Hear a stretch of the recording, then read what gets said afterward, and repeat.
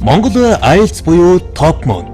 Монгол хэлээ улс орныхоо тусгаар тогтнол оршин байх үеийн бадлага хэмээн үздэг Монгол улс үндэстэн хэл соёлоо эрхэмлэн дээдэлж иргэдэн эзэмших, хэрэглэх, хамгаалах, өвлүүлэх, түгээн дэлгэрүүлэхэд анхаарч чадаж байна.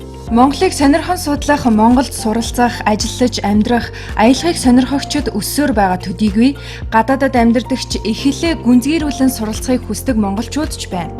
Их сайхан монгол хэлний эрэлт хэрэгцээ ийн нэмэгцээр л. Манай төр засгаас гисэн одоо монгол хэлийг дэлгэрүүлэх, өвлөх, түгээх одоо үүсэд бол тодорхой одоо бодлогын одоо баримт бичгүүдийг болсон гаргасан. За юуны өмнө бол хэлэхэд бол монгол хэлний тухай хууль 2015 оны 2 сарын 12-нд их хурлаар батлагдсан хууль байгаа. Энэ хуулийн 22-ын 5-д нэг тодорхой заалт байдیں۔ За Монгол улсын одоо нутаг дэвсгэрээр Монгол улсын иргэд бол төрийн албан хэргийг болон гадаадын иргэдээс авах монгол хэлний одоо шалгалт одоо мэдлэг чадварын төвшинг тогтоох одоо ийм үйл ажиллагааг бол дэмжиж тодорхойлох тухай заалт бий.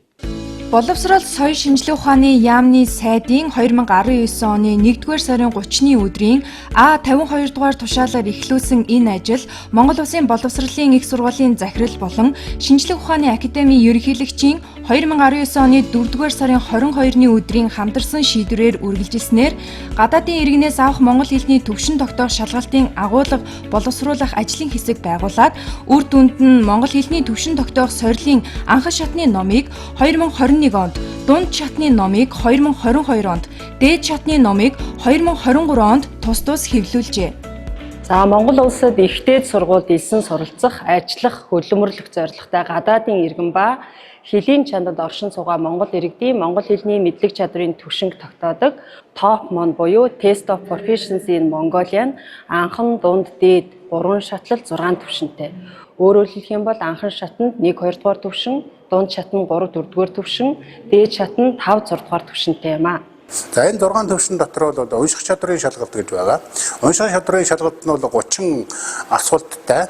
Тэгэхээр энд шалгалтыг өгж байгаа оюутан бол юуг их анхаарах вэ гэхээр одоо өгсөн эхийг бол маш сайтар уншиж, асуултыг бол маш сайн ойлгосны үндсэн дээр бол хариултыг хийх нь бол та унших чадвар дээр бол алдаагүй зөв бүглэх юм боломжтой юм аа.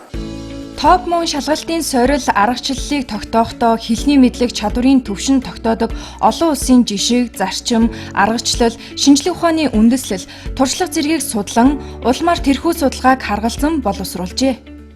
За нэгдүгээрт бол агуулгын талыг одоо зөвхөн баримтлаад хийх юм уу эсвэл арга зүйн талыг баримтлаад аль нэг талын баримтлагчид өрөөсгөл болно. Тийм учраас бид нар агуулга ба арга зүй хоёрыг аль алийг одоо хослуулахыг бол нэлээд чухалчилсан.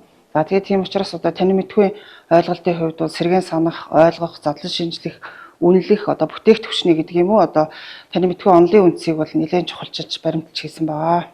За энэ номыг бүтээхийн төлөө Монгол, Хятад, Солонгос, Америк улсын хэлний шалгалтын авах арга, зарчим, туршлага дээр суурилсан мөн энэ 30 жилийн хугацаанд монгол хэлийг гадны иргэдэд зааж ирсэн сурах бичгүүдийг ашигласнаас гадна өдөр тутмын хэвлэлийн үг хэллэгийг энэчнээ өргөнөөр оруулж өгснөөрөө бас манай энэ номын онцлог оршино.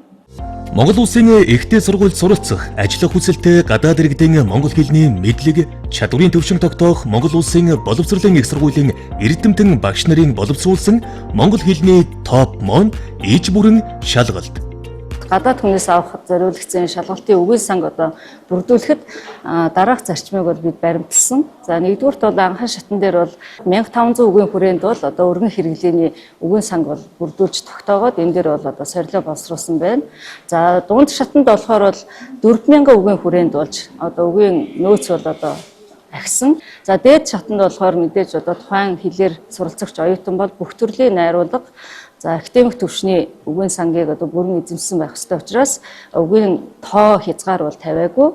2024 оны 9-р сараас эхлэн шалгалтыг онлайн хэлбэрээр зохион байгуулж, дэлхийн аль ч улсаас бүртгэлээ хийн шалгалт өгөх боломжийг бүрдүүлэхийн тулд TOEFL цэг, MSUE цэг, эдүү цэгийн вебсайт цахим шалгалтын программыг боловсруулж байна.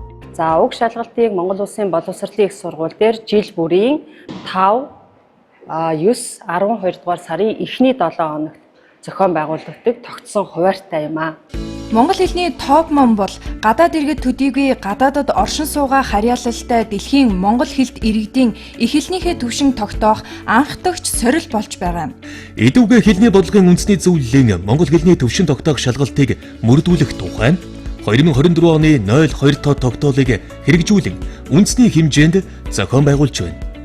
Монгол хэлийг сонирхож байгаа, Монголд ирж ажиллах гэж байгаа, Монгол судлалыг одоо сонирхож байгаа бүх хүмүүс нээлттэй. Тэр нь бол албан ёсны одоо ийм сорилын одоо хэмжээнд батлагдсан явдалд бол туйлын их баяртай байна. Тэгээд энийг хэрэгжүүлж эхэлж байгаа.